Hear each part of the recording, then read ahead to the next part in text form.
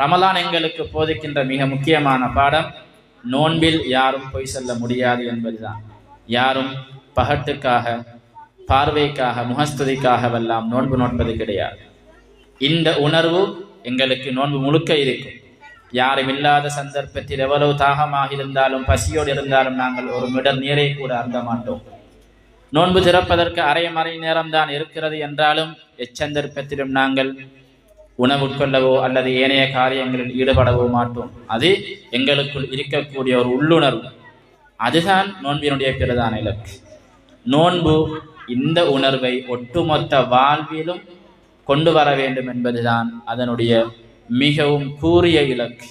எனவே இந்த இறையச்சம் யாருமே பார்க்காவிட்டாலும் நான் நோன்பாளியாக இருக்கிறேன் என்பது போல, யாருமே பார்க்காவிட்டாலும் அந்த வருடம் முழுவதும் இறையச்ச உணர்வோடு இருக்க வேண்டும் என்பதுதான் நோன்பு கூறக்கூடிய மிகவும் இலகுவான ஒரே இலக்கு.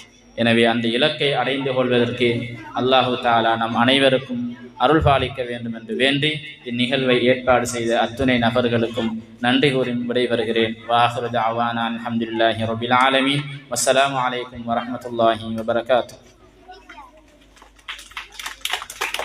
சிறப்பு பயான் உங்களுக்காக வழங்கி சென்ற கண்ணியத்துக்குரிய மௌலவி அல் ஹாஃபில் அலியார் ஷர்கி அவர்களுக்கு மனமார்ந்த நன்றிகளையும் வாழ்த்துக்களையும் தகவல் அரங்கம் சார்பாக தெரிவித்துக் கொள்கின்றோம்.